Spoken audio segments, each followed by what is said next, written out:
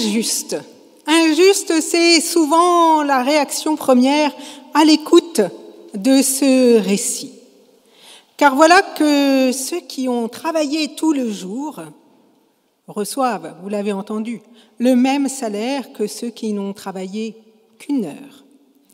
Allez donc expliquer à un enfant que celui qui ne travaillera qu'une heure dans sa journée sera pareillement récompensé que celui qui aura passé toute sa journée sur les bancs de la classe.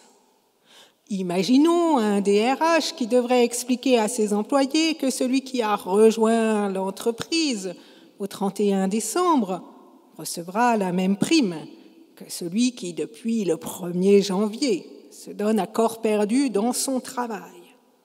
Oui, que ce soit les notes, les classements pour les enfants, l'ardeur au travail, le nombre de contrats gagnés pour le salarié, ce récit peut sembler profondément injuste. Et quelques années d'expérience de catéchisme me laissent d'ailleurs penser que les enfants en bas ou en haut sont probablement en train de crier justement à l'injustice. Et quant à nous, reconnaissons-le, il n'est pas quand même si facile d'être pleinement à l'aise avec cette parabole qui renverse toutes les échelles de valeur et qui surtout semble déconsidérer l'effort. Car voilà que cette échelle de la valeur au mérite est soudainement renversée. Voilà que dans l'économie du royaume, tous reçoivent la même chose sans prise en compte des efforts fournis, sans évaluation des forces engagées, du don de soi, au moins, cela pourrait être mesuré, du travail réalisé. Alors quel message faire passer aux enfants dont nous sollicitons au quotidien, au contraire, tous les investissements, avec l'espoir qu'ils puissent accéder peut-être pas aux meilleures places, mais quand même aux bonnes places, et en avoir tous les bénéfices. Et puis cette parabole n'est-elle pas propre à encourager l'attitude du moindre effort? Alors oui, l'injustice peut paraître criante et au sentiment d'injustice peut s'ajouter un sentiment de malaise. Car voilà que la conclusion claque. Les premiers seront les derniers et les derniers seront les premiers. Notre imaginaire s'emballe. Risquerions-nous de nous retrouver derniers au royaume pour avoir tenté de nous élever dans la société, pour avoir gravi les échelons ou pour avoir simplement donné le meilleur de nous-mêmes, quel qu'en soit le domaine? Faudrait-il payer le prix de la réussite, alors même que nous avons le plus souvent déjà payé de tant d'efforts la réalisation de nos objectifs? Si classement il y a dans l'économie du royaume, alors comment faire pour éviter de nous retrouver déclassés, classés, déclassés? Voilà une perspective bien peu alléchante qui vient conclure cette histoire. Injustice, inquiétude en sourdine, classement, déclassement, cette parabole pourrait nous laisser sur un sentiment d'aigreur si nous ne faisions que la survoler. Car vous le savez tous, si Jésus parle par le truchement des paraboles, c'est justement pour provoquer la réaction de ses auditeurs. Un peu comme Socrate qui poussait son interlocuteur dans ses derniers retranchements pour le faire évoluer et lui faire prendre conscience des limites de son raisonnement. La parabole est là pour décentrer l'auditeur, l'amener à réfléchir différemment, l'aider à sortir des logiques dans lesquelles il est peut-être enfermé. Alors entrons ensemble dans cette histoire. De quoi s'agit-il? Avez-vous fait attention? Le royaume des cieux est semblable à un maître de maison qui sortit de grand matin afin d'embaucher des ouvriers pour sa vigne. Il ne s'agit pas de travailler n'importe où, il s'agit de travailler dans la vigne. Dans une parabole, chaque élément est signifiant et l'évocation de la vigne n'est donc pas le fruit du hasard, si je peux me risquer à cette formulation, mais bien une illustration. Et la vigne, bibliquement, vient le plus souvent illustrer une thématique, celle de l'alliance. Souvenons-nous, lorsque Noé sort de l'arche et que Dieu fait alliance avec le monde vivant à venir, une alliance dont la symbolique est alors l'arc-en-ciel, que fait Noé? Est-ce que quelqu'un sait? il plante une vigne. Et la vigne devient le symbole d'un monde nouveau à venir, celui pour lequel Dieu s'est engagé dans une alliance perpétuelle. Bon, la suite, l'ivresse de Noé, est un peu moins glorieuse comme histoire, mais il n'en demeure pas moins que, pour symboliser cette alliance nouvelle de Dieu avec le monde à venir, c'est la vigne qui est choisie. Par la suite, la vigne, chez les prophètes, est fréquemment utilisée comme symbole de la relation de Dieu avec son peuple, de l'alliance qu'il conclut avec lui. Ainsi, le prophète Ésaïe déplore les mauvais fruits que produit la vigne, alors que son propriétaire l'a entouré de tant de soins. Le prophète déplore, bien sûr, les agissements du peuple, malgré tous les soins dont Dieu l'entoure. Dans les évangiles, c'est surtout, vous le savez, l'évangile de Jean qui déploie l'image de la vigne. Dans cet évangile, la vigne n'est plus le peuple, mais le Christ lui-même. Jésus dit « Je suis la vigne » et il invite chacun à demeurer dans son amour, comme le cep est greffé sur la vigne. Autrement dit, il invite chacun à entrer dans une alliance nouvelle, une alliance d'amour et de grâce qu'il vient lui-même manifester. Ainsi, cette histoire n'est pas d'abord une histoire agricole, même si elle en paraît ainsi. C'est une histoire de théologie, la théologie de l'alliance.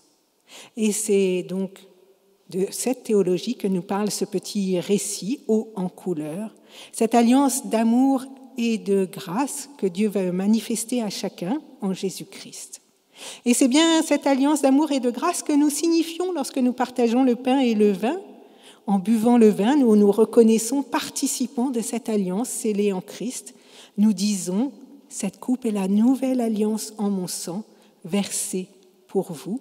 Et à chaque fois que nous participons, que nous buvons le vin, nous nous reconnaissons membres de cette alliance. Ainsi, c'est à être participant de son alliance que le maître de maison invite. Et voilà qu'il invite sans relâche. À l'inverse des logiques comptables obstinées qui parfois nous emprisonnent, qu'est-ce que le royaume de Dieu ? C'est un maître de maison qui, sans relâche, tout au long de la journée, appelle pour que personne ne soit laissé de côté. C'est peut-être la première chose qui est extrêmement touchante dans ce récit, c'est la manière dont le maître de maison appelle. Il fait résonner l'appel pour tous, pour les ouvriers de la première comme de la dernière heure, de la 5e ou de la 7e ou de la 9e heure, l'appel est là pour tous. Chacun est reconnu et donc quelque part appelé par son nom. C'est ce que nous disons au moment des baptêmes. Dieu te connaît par ton nom, Dieu t'appelle.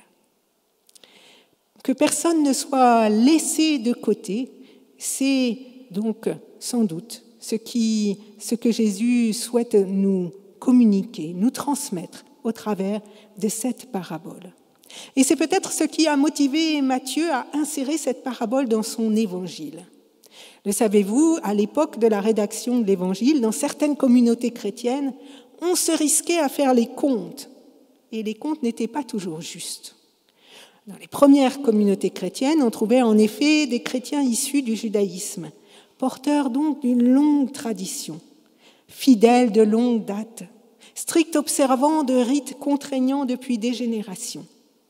Et puis dans ces communautés chrétiennes, il y avait aussi des chrétiens nouvelle génération, si je puis dire, issus du paganisme, des chrétiens de la dernière heure, ni circoncis, ni observants de la loi, des chrétiens gagnant sur tous les bords au détriment, pensaient les premiers, des fidèles de longue date. En quoi les uns et les autres seraient-ils donc logés à la même enseigne dans l'économie du royaume ? Comment bafouer ainsi l'ancienneté des uns ?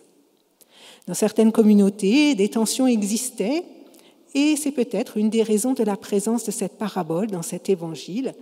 En mettant cette parabole en exergue, Matthieu aurait cherché à mettre un terme aux dissensions, en rappelant que tous, fidèles d'hier ou fidèles d'aujourd'hui, sont appelés dans la vigne.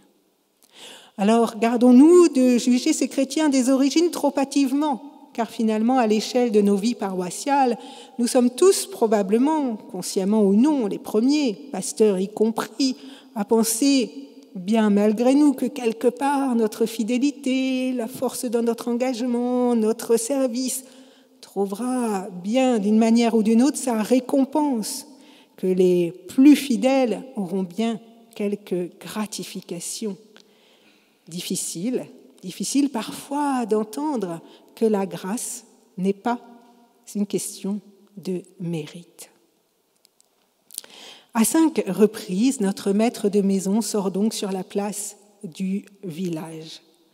Dieu est donc un maître de maison qui se soucie de chacun, de la première jusqu'à la dernière heure. Dieu est un maître de maison qui inlassablement part à la recherche de ses enfants, comme le racontera une autre parabole que nous écouterons en décembre, celle de la brebis perdue. Inlassablement, le maître de maison répète la même chose. « Allez à ma vigne », comme s'il disait « Venez, prenez place dans mon alliance. Il y a de la place pour tous, pour chacun, pour les premiers comme les derniers. » Les enfants dans les groupes, là, vont beaucoup réfléchir sur cette image, le fait d'être intégrés au fur et à mesure. C'est aussi une des dimensions qui est marquante dans ce récit. C'est que les derniers sont intégrés comme les premiers. C'est, d'une certaine manière, à l'inverse de ce qui se passe dans notre société, dont les jeux télévisés sont assez bien finalement le reflet. Je ne sais pas si vous avez parfois l'occasion de regarder, par exemple, la série Koh-Lanta, ou pas du tout, si vous êtes au contraire complètement opposé à ce genre de jeux télévisés. Mais dans ces séries, de quoi s'agit-il ? Il s'agit d'éliminer progressivement tous les candidats. Il s'agit de rejeter à l'extérieur, au fur et à mesure du temps qui passe, les candidats à l'extérieur. Sur les 40 du démarrage, n'en reste qu'un. Alors, bien sûr, peut-être me direz-vous que vous ne vous abreuvez pas de telle émission, mais force est de reconnaître que ces jeux sont le reflet de notre société. Dans le monde de l'emploi, ça marche comme ça aussi. Les candidats sont sélectionnés par élimination jusqu'à ce qu'il n'en reste qu'un. Que le meilleur gagne, après tout, pourquoi pas? Mais que fait-on des perdants? Bien sûr, dans les jeux télévisés ou les jeux de notre enfance, celui des chaises musicales, par exemple, pas d'inquiétude, ce n'est qu'un jeu. Mais à l'échelle de nos sociétés, qu'en est-il? Que fait-on des perdants? Dans l'Évangile, et c'est ce qui rend cette page d'Évangile magnifique, le processus est exactement à l'inverse. C'est une intégration progressive de chacun, pour que tous puissent prendre place dans cette alliance, qu'aucun ne soit laissé de côté. Il y a un verset dans le cœur de cette petite parabole qui est assez poignant. C'est la parole des ouvriers lorsque le maître de maison les interpelle et leur demande pourquoi à cette heure du jour ils sont encore les bras ballants à ne rien faire sur la place du village. « Personne, répond-il, ne nous a embauchés. Personne n'a trouvé ou vu de valeur en nous.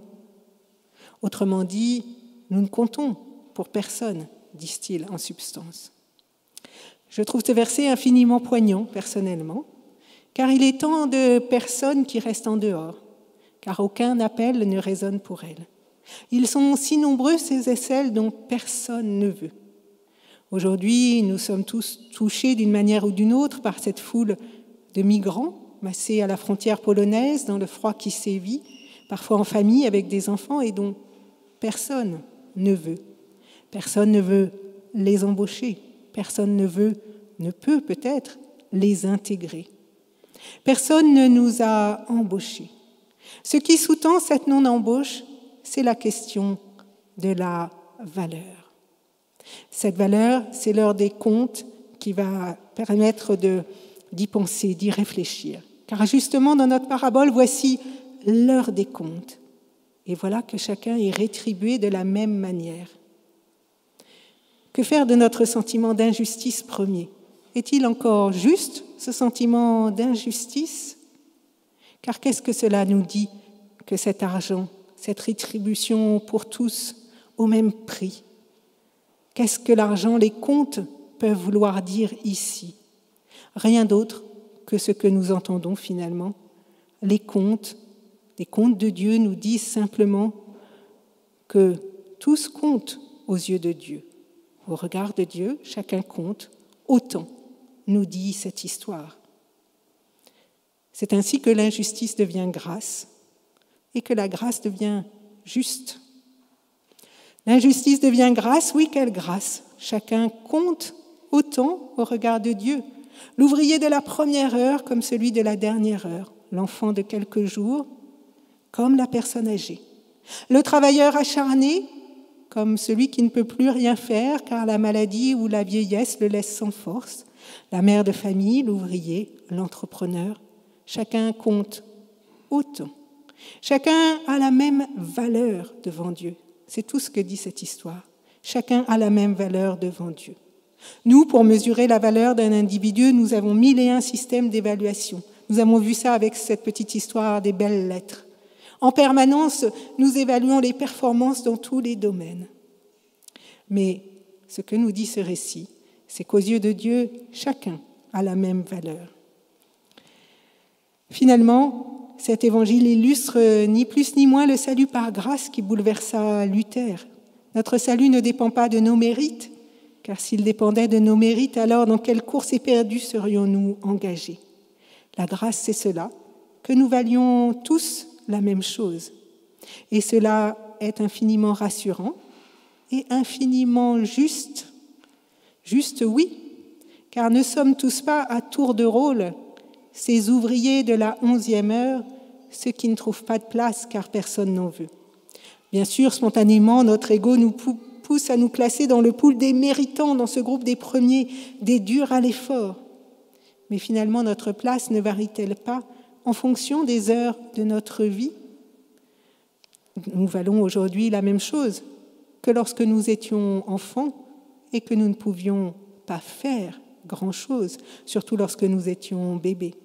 Et nous vaudrons encore la même chose lorsque sera venu le temps de la grande vieillesse, où nous ne pourrons plus faire grand-chose, justement, où nous serons peut-être de ces ouvriers de la 11e heure qui feront simplement à la mesure de leur force.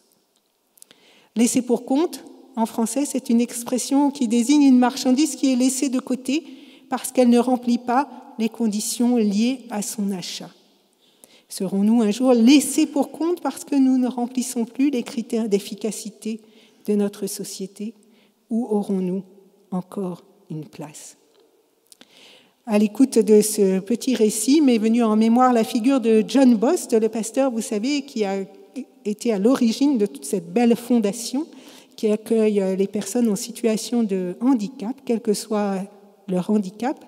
Il a décrété « Ce que tous délaissent, je les accueillerai au nom de mon maître ». Que personne ne soit laissé pour compte, pour cause de handicap, ce fut le combat de ce pasteur, bouleversé par la situation de ceux et celles qui lui étaient confiés. Il y a un petit verset d'Ésaïe qui dit « Ne crains rien, car je t'ai racheté. Tu as du prix à mes yeux. » Aux yeux de Dieu, nous n'avons pas à nous inquiéter du décompte de notre valeur. Nous sommes rachetés, nous avons du prix, une valeur intrinsèque qui dépasse la valeur marchande de toutes nos négociations intérieures. Dieu envoie chacun dans sa vigne et, vous le savez, la vigne est le seul arbre qui ne pousse pas à la verticale, mais qui pousse à l'horizontale. C'est-à-dire qu'elle fait une place croissante à tous ceux qui s'y joignent. Quelle plus belle image intégrative d'un Dieu qui accueille les uns comme les autres, les premiers et les derniers, mais selon quelle mesure? C'est-à-dire en réalité chacune d'entre nous sont sans autre échelon que notre valeur d'enfant de Dieu. Amen.